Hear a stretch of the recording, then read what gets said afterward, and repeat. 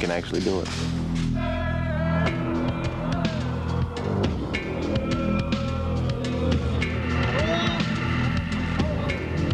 On the training grounds of the southeastern United States, America's newest commandos prepare to do battle in the 21st century. People just want to take the easy way out. We need the soldier who's going to take the hard road. Here, young men learn the skills of guerrilla warfighting and embark on a year-long journey to wear the coveted Green Beret. These soldiers are not the Hollywood version of soldiers. They're the real thing. They do things that Hollywood can't imagine.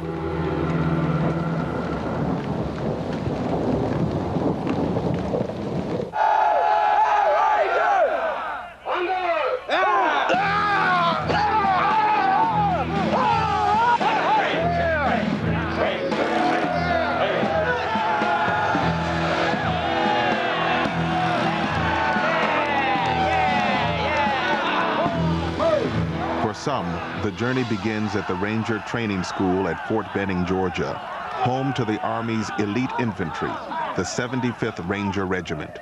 Reverse punch into his chest or sternum region. In an age of precision-guided weapons, the Rangers are the only Army unit that still trains all its troops in hand-to-hand combat. Part boxing, part judo, they are taught to use speed and power to topple their opponent and then deliver a crippling blow to his throat. Something happens in the family or whatever, everybody bonds together. I mean, it's the people here. Fort Benning is also home to the most sophisticated urban training center in the world. It was designed to prepare U.S. Rangers for combat in densely packed urban centers, the battleground that many think will dominate future war. In an urban setting, there are so many places to hide. The adversary has so many ways to come at you. That is probably the last place in the world that you would ever want to fight if you could avoid it, because it eats people, it eats resources, and it costs lives. More than any other, the Army's tragic experience in Somalia spurred this emphasis on urban assault. October 3rd, 1993. Hulks of destroyed U.S. vehicles are strewn across the streets of Mogadishu after a mission to capture a Somali warlord has gone terribly wrong. The best way I can describe it would be to compare it to a Mad Max film. I mean, I can remember watching one of those Mad Max films and thinking, this is ridiculous. You know, human beings would never treat each other that way, even in a post-apocalyptic situation. People were killing each other for vehicles. People were killing each other for medicines, for food. It was nuts how close some of that fighting was. Behind a wall and shooting at you, or putting it out the window and shooting at you, or running up to the vehicles and shooting. For Ranger Kenny Thomas and the others from the 75th, it is a bloody and confusing baptism by fire. It was basically everybody and their brother who had a weapon in that city came running. The battle rages for 18 hours, the U.S. Army's worst firefight since Vietnam. Before it's over, 18 U.S. soldiers lie dead and 78 are wounded. The consequences of combat are right there for you. There's a lot of people that were wounded. And for those of us who came out who weren't shot or wounded, there's this strange sense of guilt that you carry with you for the rest of your life. Why was the machine gunner hit? You know, you sit there and you go over it in your head a bunch of times, is what would I have done differently?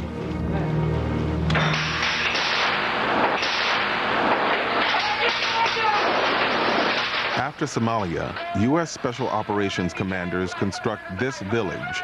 It is the most fought-over town in the world. Each of its 15 buildings is outfitted with office furniture, vending machines, and an enemy guerrilla force.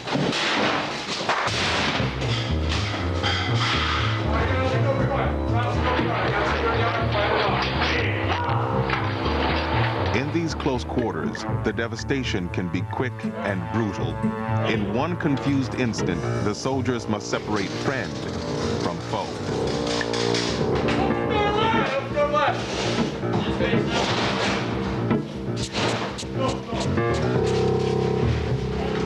A second's hesitation can cost them their lives, or the lives of those fighting beside them. Which gives a representation of where you're at. Like a real-life version of the Truman Show, the city is wired with over 62 cameras and microphones. We own a good chunk of the outside of the building. At this point, we're going to secure and then reduce 2 floors. Direct your attention to the middle of the screen right here. That's Rogers coming in, or is that Bonapane? Bonapane? Okay.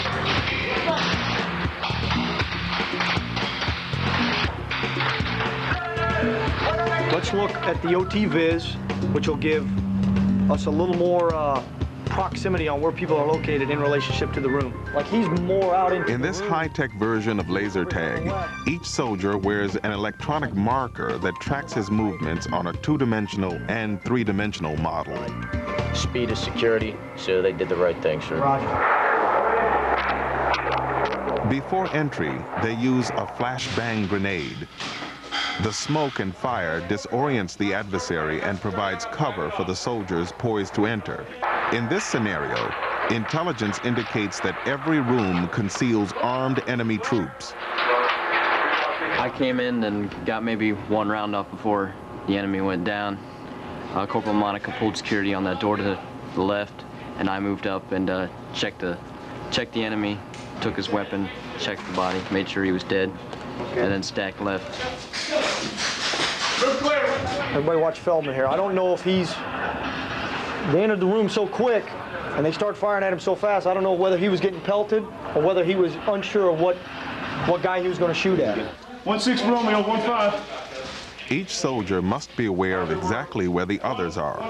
Once he catches peripheral sight of his teammate, he has reached the outer edge of his firing sector. Daniels, how'd it go? Looked good. I think they probably could have penetrated deep into the room a little faster.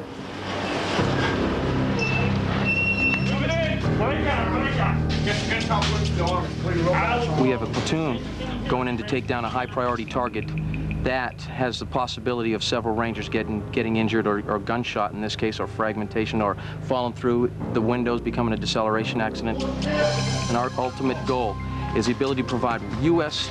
standard of medicine anywhere in the world that these guys go on a target. Refill there is none. First floor secure, evacuate cabin. No blood. No blood. Hyperventilating. I have bilateral rise and fall in the chest.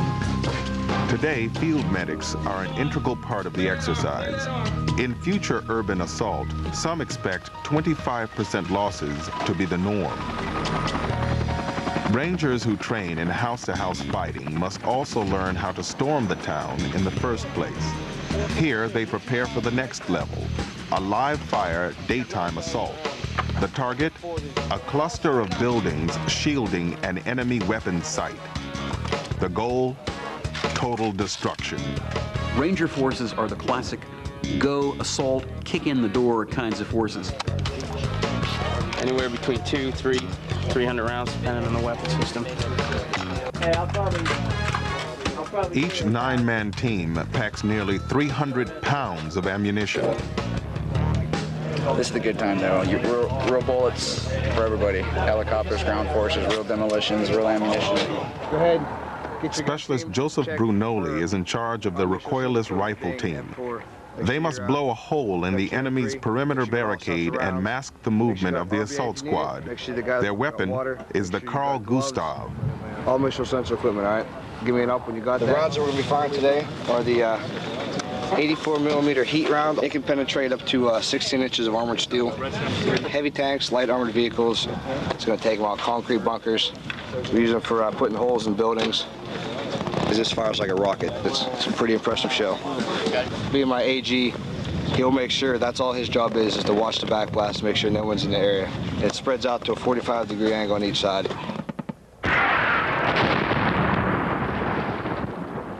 Once Specialist Brunoli's team does their job, it's Sergeant Andrew Phipps' turn to move in. He is armed with a shotgun designed to, literally, blow down the doors. It's going to give you a little bit of a kick. It's not too bad. We use it for doors, busting open locks. D10 right here on the trigger, just like a standard shotgun. Sergeant Frank Park and his demolition squad are armed with blocks of explosives called C4, this gooey compound. To give you an idea, one block of C4 used properly is enough to push 7 Suburbans up in the air. The weapon is little changed since it was first used over 40 years ago during the Korean War.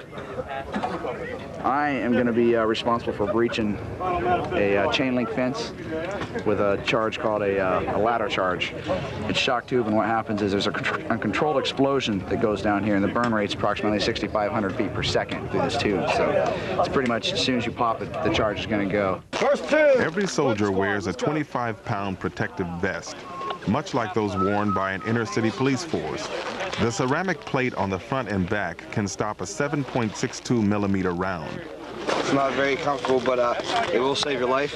Pretty much we use it after Somalia, what took place. Hold up. The 120 millimeter mortar. It's the heaviest weapon in the Ranger arsenal. Did a 30-mile foot march, tactical movement with the trailers. So 716 pounds. We had three-man squad pushing for 30 miles. It's probably the time we least appreciated it. Yeah, we didn't like it much then. It's not a precision weapon, but the mortar's 7-kilometer range provides extraordinary reach for a unit that goes into battle only with what it can carry on its back. When you see the rounds go down range and blow the hell out of other things, it's awesome. And we'll all go back happy and drinking our Gatorade and making sure that we all know that we can go to combat and we can kill the enemy and we can win. Oh, who's got questions for me? All right, man, let's go do it. On your feet. 53, over here on the left, 7 and 8. Yeah, we don't get so. Not all of the tools are lethal. A circular saw and wire cutters are vital to get the first wave through the outer fencing.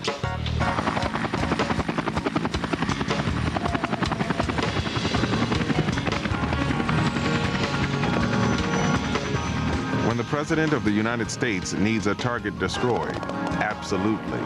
It's the Ranger Regiment who answers the call. They can strike anywhere in the world in 18 hours, packing over 10 different weapons and thousands of rounds. This is what separates the Rangers from a regular Army unit. There is a choreography to the chaos.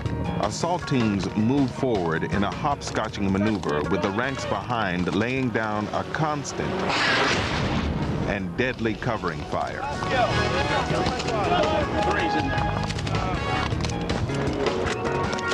Today, there's no one shooting back. But the training that these young commandos go through was shaped by the experiences of another group of American commandos 30 years ago.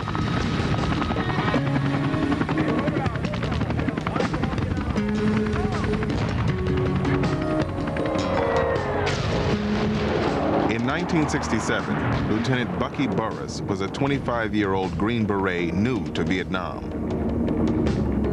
I was a young man full of myself and ideals and certain expectations and a sense of adventure. Many young men feel that until they've been tested on the battlefield, they aren't really men, I suppose, and I was one of those.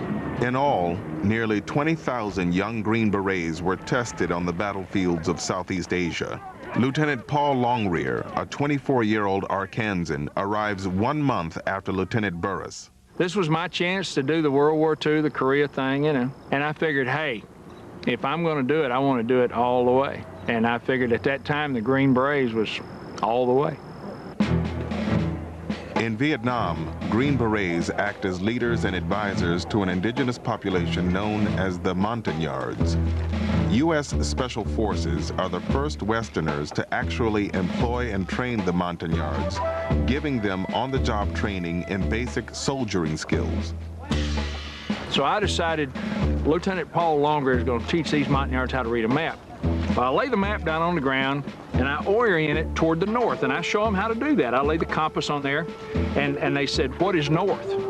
And so I began to explain how the world was somewhat round, and their eyes got real big, and they said, no. I said, pardon me? They said, the world can't be round or we would fall off. In the highlands of Vietnam begins the tradition of living, fighting, and dying alongside the local population. Something Lieutenant Burris finds out just 1 month into his tour when he and his group are dropped into the middle of a firefight with North Vietnamese regulars. Saw my first North Vietnamese soldier who was sort of running probably 10 or 15 meters away, AK-47 coming down, and my whole life didn't flash before my eyes, but I thought, hell, I'm a dead man. And the next thing I saw, I'll never forget this, it was like a running back in the NFL, you know, on an end sweep, making that cut, and he was lean that way, and he had this ring of camouflage leaves on his chest, and they just started coming apart. And he went down, and one of the Montagnards just emptied a magazine into him. It's the first time in my life was saved by a Montagnard, not the last.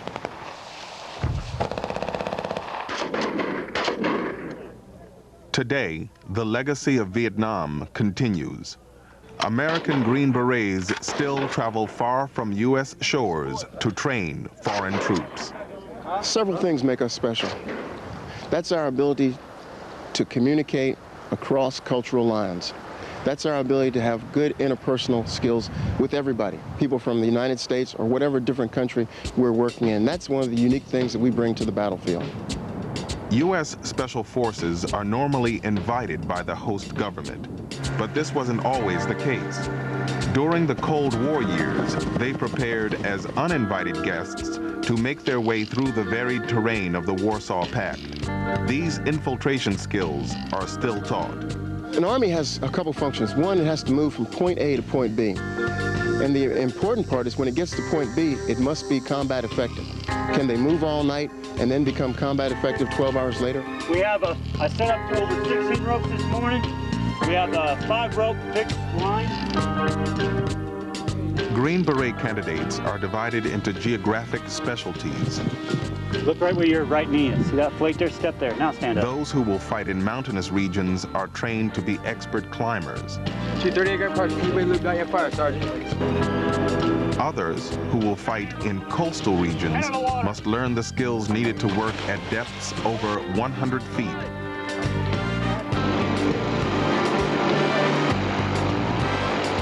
More than any other, the parachute remains their most common tool for infiltration. Every soldier hoping to be a Green Beret must be airborne qualified.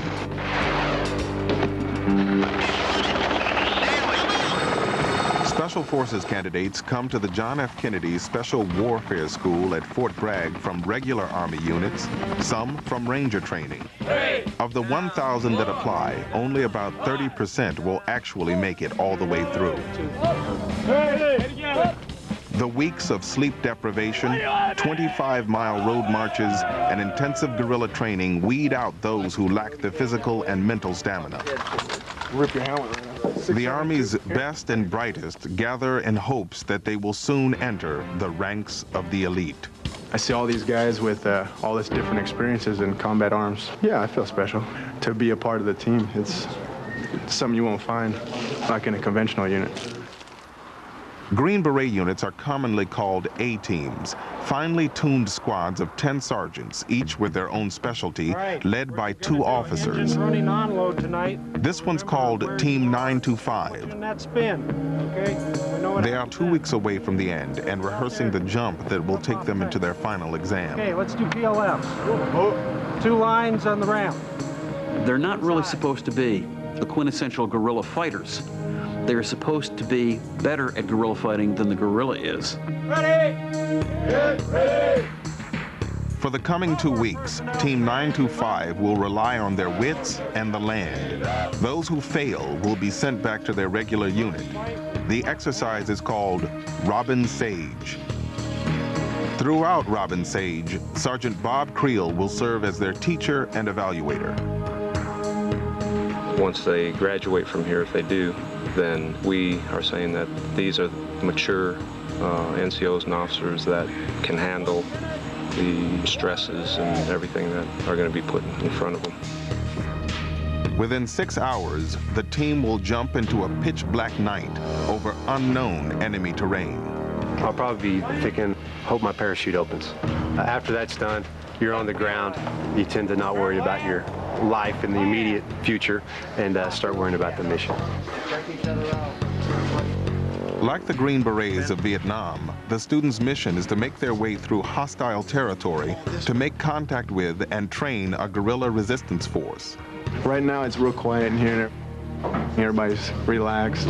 Once we hit the ground, we'll lose at least 5 pounds of water. They are lightly armed, each man carrying around 210 rounds of ammunition. Most are equipped with the M4, a modified M16.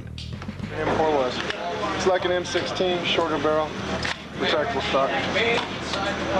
Get the ground, just pull it up. Pull it out, your weapon's ready to go. You also get a magazine inside, so you go ahead and place it inside the weapon. You're ready to fight if you have to. A C-130 makes the quick hop behind the lines. Their destination? Pineland, a fictional country in the woods of North Carolina. In the Robin Sage scenario, Pineland was recently overthrown by a despotic leader. Team 925 has been called upon by the resistance force to restore the previous government to power.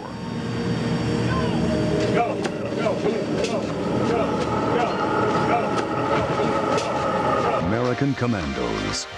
Explore. Once on the ground, they remain still to let their eyes adjust to the dark.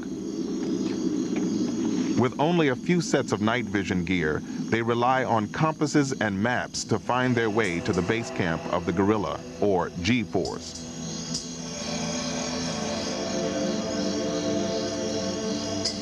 The enemy, the current government forces of Pineland, are everywhere.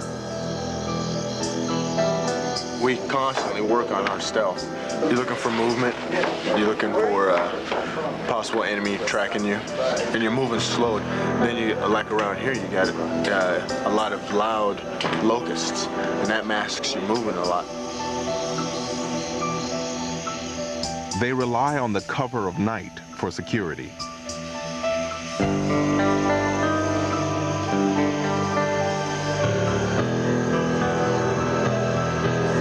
Crossing a road leaves them vulnerable for split seconds.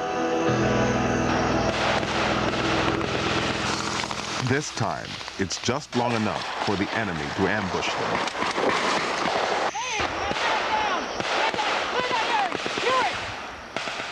The team returns fire, providing cover for a quick retreat into the woods. Go!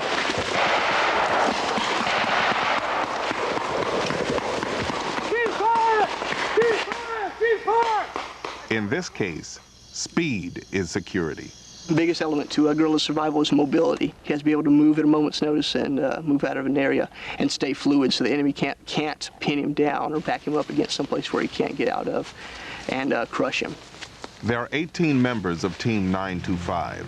Among them are specialists in demolitions, weapons, communications, intelligence, and field medicine. Captain Bill Rose is their team leader and the man responsible for getting them to their first goal, finding the base camp of the resistance force. You have to make sure control is there in terms of signals, messages, and information getting to every member of a patrol.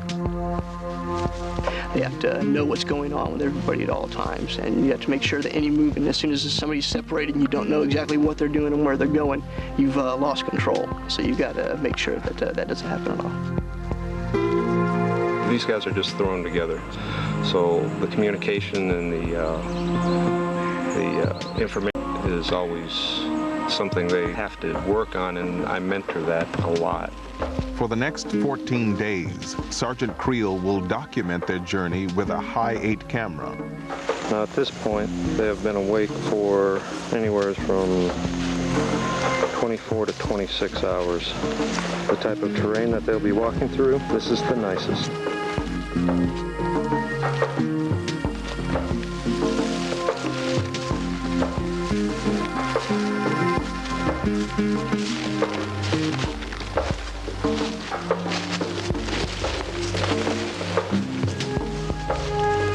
29 hours after infiltrating, they finally locate the guerrilla base camp.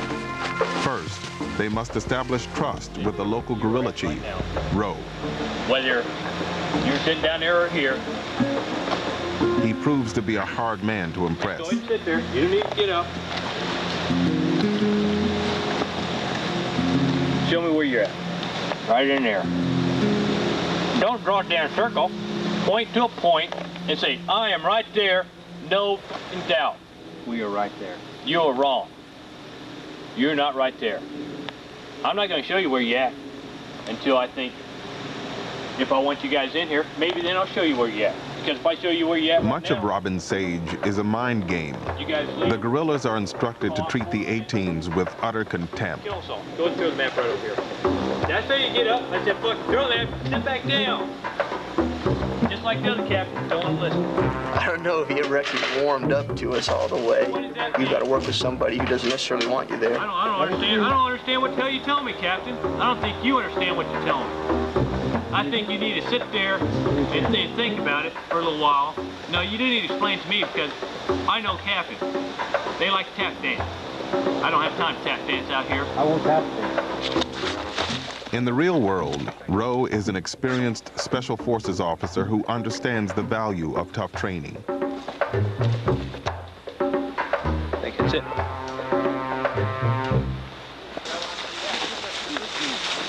Hey guys, what up, bridge team? Establishing rapport is a crucial skill for every Green Beret candidate. Team 925 spends a long, hard week living with and teaching the Pineland Resistance how to fight. Everybody come on up. Don't worry about going down and prepping it and all. You know what you're going to do on that and all, you know. But while that's ongoing, you guys are going to come to the center and we're going to talk and find out what's on the objective at that point. And the gator is they have to trust us and we have to trust them. The training we've conducted, the things that we've learned from each other, the both cultures and all, they've provided us some food, we've shown them how to prepare it. Here, a sympathetic Pinelander donates food to the guerrillas, not the kind of breakfast they've become accustomed to back at Fort Bragg. How long you guys been without chow? Yesterday. Some guys still have one meal. Come on, Pig. This is the Phase 3 pig event. Boys haven't eaten in a little while, so they definitely want to get those pigs back to their base camp.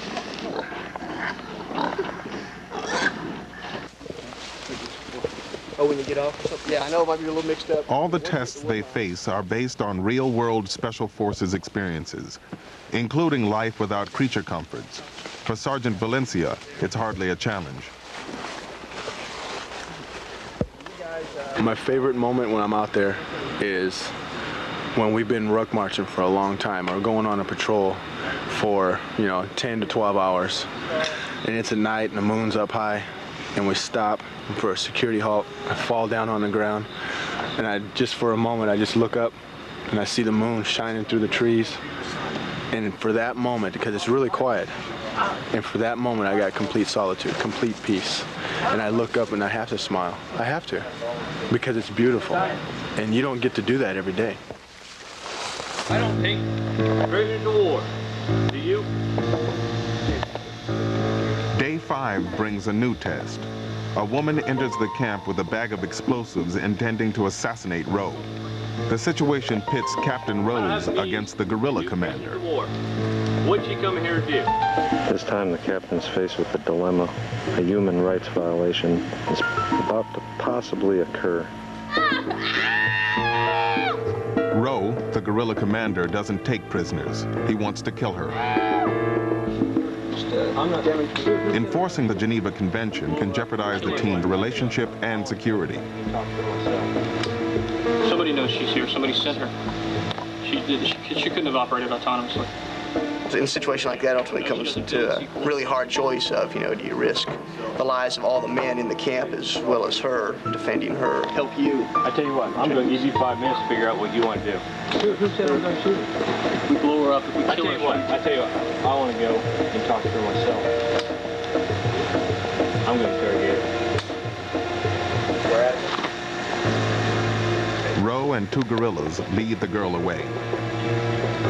He seems powerless at the hands of the guerrilla chief in his domain. What decisions does he make?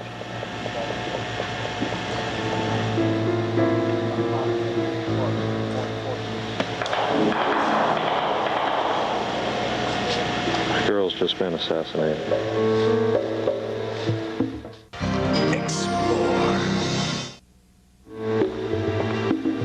The captain was really not dumbfounded, but the gears were turning continuously. And at one point, when they took the girl up the trail, I thought he was going to run after him because he started that way, and I'm like, you're going to lose it. But he stopped, and you could just see him trying to think, what am I supposed to do? So it was a good dilemma. I ask you again, are you going to tell the colonel that you are reporting him of a human rights violation? No, we're not. Do they want to be associated with this act? And that's where they have to separate themselves. Plus, in addition to try and stop it through advice, they can't physically stop it. So all they can do is really report and not let the guerrilla chief know that they're reporting it. They lose all rapport at that point. Desert Storm. In a little-known incident, a Special Forces A-team faces a similar human rights dilemma. Before the ground war begins, they are sent to watch movement along a major highway, 150 miles into Iraq. According to the Central Intelligence Agency, the area is unpopulated. We lay there, you know, and we hear the dogs in the background. And that was one of the questions we'd asked. Are there dogs in the area? Of course, we're going into an area that, based on all our intelligence, there's nothing there. So when we heard the dogs, we knew one of two things. You know, we're either in the wrong place or something's gone seriously wrong here. Each of the 8 soldiers carries nearly 200 pounds on his back. And I'm a little guy, you know, I'm 65 inches tall. I'm the average height of a woman. I weighed 154 pounds, and my rucksack weighs at least as much as I do, and it was kicking my butt. Before daybreak, they have to dig a chest-deep hole in the sand and construct the underground bunker they will live in until the ground war starts. It starts to weigh on you. You know, you have to eat, sleep, defecate. You know, you once you go in, you don't come out. The next morning, 2 young girls come out to the farm fields to play, just a few meters from their hole. The soldier observing the road realizes the girls have stopped playing. Their eyes are on him. He goes, she sees me. And we're just sitting there, you know, staring at him. I grabbed the 9mm there that we had one silenced 9mm and a silenced MP5. All of a sudden, he says, there she goes. And the girls started, you know, moving away. So immediately, I'm going out of the hole with the 9mm, and then Ski's right behind me, and the whole time, I go out and I basically get a bead on the little girl, and I'm like, Bulldog, what do we do? What do we do? The fear that those little girls had. I mean, they knew when they came up on us that they were basically at the wrong place at the wrong time. Are we going to shoot these kids? That's what they wanted to know. And had I said, yeah, shoot them, they would have shot the kids. There's no doubt in my mind that they would have followed my orders. I'm a father, I have a Christian background, and these kids were unarmed. It was an instant decision. You know, there wasn't a lot of time to think about it and ponder and say, no, we're not going to shoot the kids. Bulldog, Chief Balwans, is the team leader. Decisions to kill innocents fall to him. Later that day, an old goat herder wanders past their hiding spot. This time, it's Chief Balwans who makes eye contact. And deals, you know, if you make eye contact with somebody, you know, yeah, they see me. And I drop back in the ditch all the time hoping, well, maybe they didn't, you know, that goes through, maybe they didn't see me. Of course, we had the same choice, shoot them or let them go. He just made a beeline for the highway. And that's when our troubles began. Within minutes, truckloads of armed Iraqi soldiers and civilians start heading toward the field. The Americans open up. Sergeant DeGroff launches a high explosive round.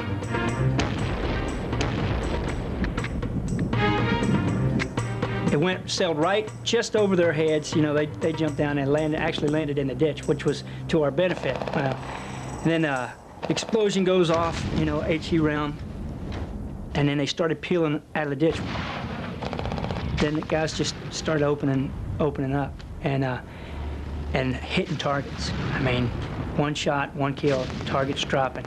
Had 8 people on my team, 5 of them were school-trained snipers. So these guys were really amazing, you know, engaging targets 500 meters out and dropping people that normally, you know, you wouldn't be shooting people that far out. Not long into the firefight, they are running out of options and ammo. But when they call for airstrikes on their own positions, they are told the planes are 20 minutes away.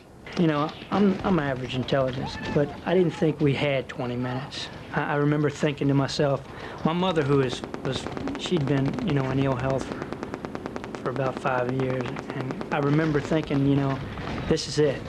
And when she finds out, you know, I'm fixing to get killed over here, and when she finds out, it's gonna kill her. One thing that crossed my mind as we was in the firefight was that if we have to get shot here, I thought I want to be the first guy to get shot, because I don't want to sit here and watch my men die. I'd rather them watch me die than me have to sit there and watch them die. With the Iraqis closing in, an F-16 shows up. Unable to communicate their exact position, Sergeant DeGroff orients the pilot. I said, can you see the moon? He goes, Roger. And you see the sun? Roger. I said, fly from the moon towards the sun, and when you're directly over me, I'm going to tell you to roll. Just roll down, look straight down. I'm going to give you a mirror flash.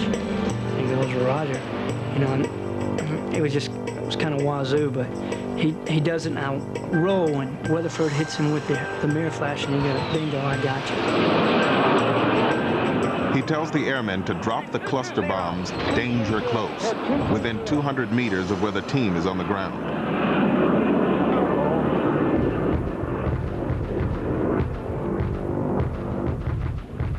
When they would hit, the whole ground was like laying in a bowl of jello. The ground would just buckle and rock and shake and move. 1 minute there was vehicles sitting there and people, and then, you know, and a second later it's twisted metal, secondary explosions, things burning up, and bodies laying around. After 6 hours of fighting, the 8-man team had killed over 130 Iraqis and escaped unscathed.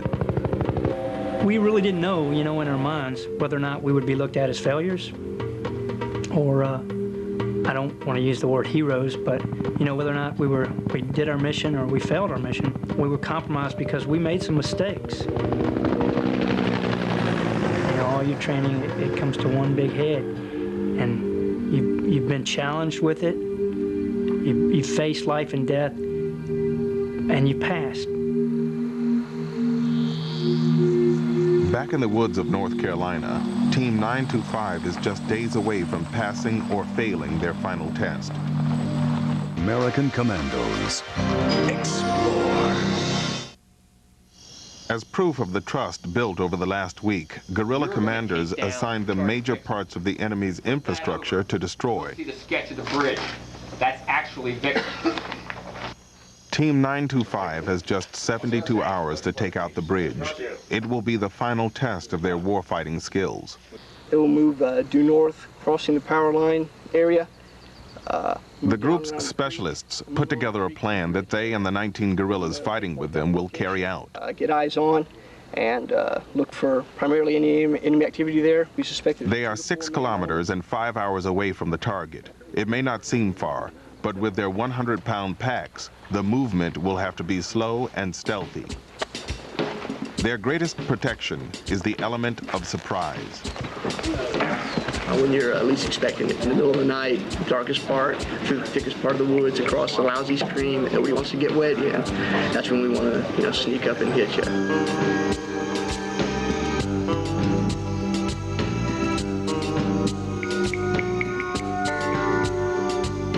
As night falls on the bridge, armed guards pace expectantly. What these guards don't know is that Team 925 already has them in their sights. The students lie just beyond the wood line, less than 10 meters from the enemy. Oblivious, the bad guys are just seconds away from feeling the first blows of the team's assault.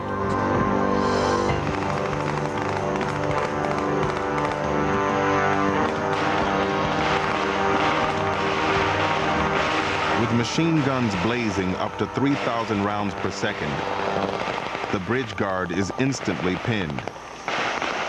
Enemy reinforcements swarm the bridge. It's too late. Team 925's rear guard is ready for them. The demolitions team attaches 18 pounds of C4 to the main bridge support.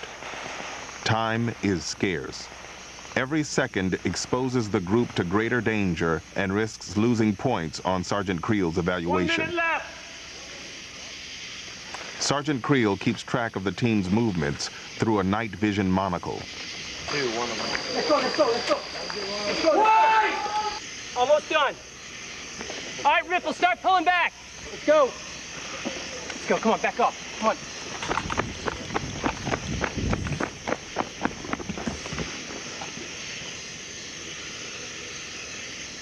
You guys never got compromised. 15 when you left the target. Nobody over there, no. 13-9. You did a good job. Killed Valencia coming off. Outside security. All right, let's listen up. So overall, I think you guys did a pretty decent job. You got here, you took the target. I think the Op 4 thinks you did a pretty good job. I had a couple of them tell me that, look, you just ran right over them. So that's exactly what you're supposed to do. So, hey, good job, y'all. That's all I got. Go home. Go.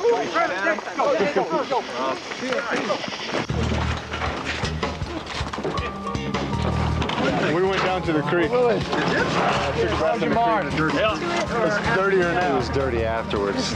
What's up, Sean? Yeah, that's mine. After 2 weeks in Pineland, Team 925 returns to Fort Bragg. The test is over, and the waiting begins. Within the next 2 hours, they will each talk privately with Sergeant Creel and learn their fates. As a whole, the team, 925s, did very well. There are a few individuals that I'm going to give them an invitation to come and try again. Sergeant Creel's evaluation is valuable, but it's not final. That if a person is marginal, I'll make that decision, whether he goes or whether he stays.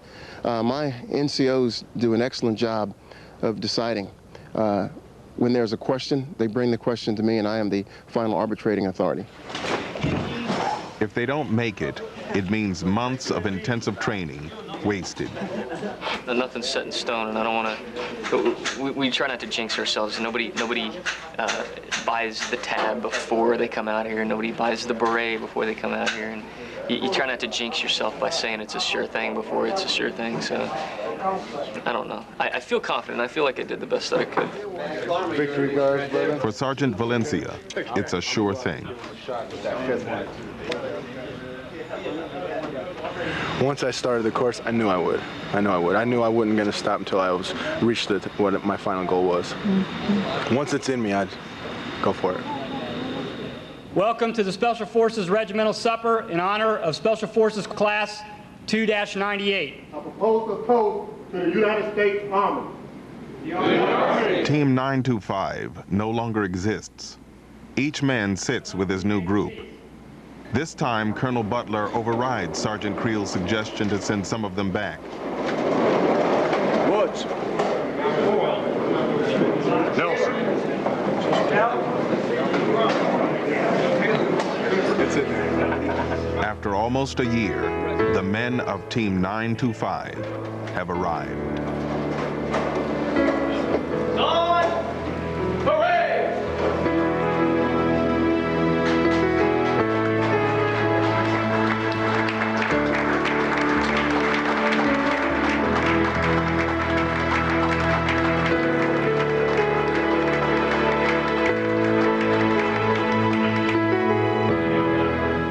On the eve of the new millennium, international terrorism, civil and economic chaos, and the growing availability of weapons of mass destruction present an endless array of threats that the world's national security concerns could not have predicted, even as recently as the end of the Cold War.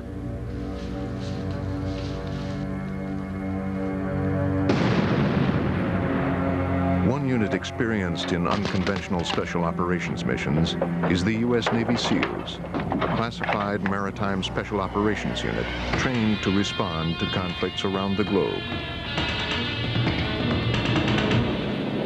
Today's threats to world peace have reinforced the demand for a rapid, smaller military response to situations where a full-scale military intervention is not practical. These situations are known as conflicts other than war.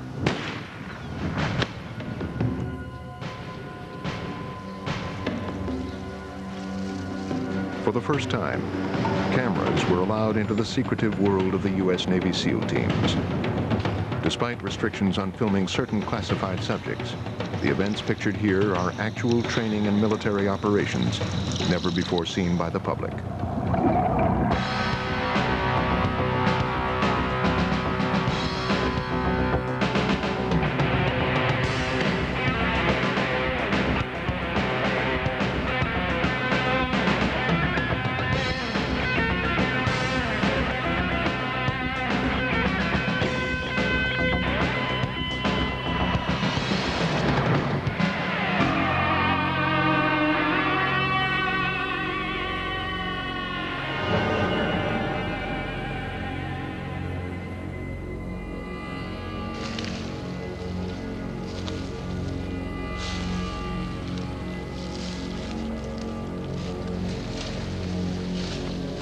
With a muster of less than 2,500 men, the U.S. Navy SEALs is the smallest American Special Operations combat force.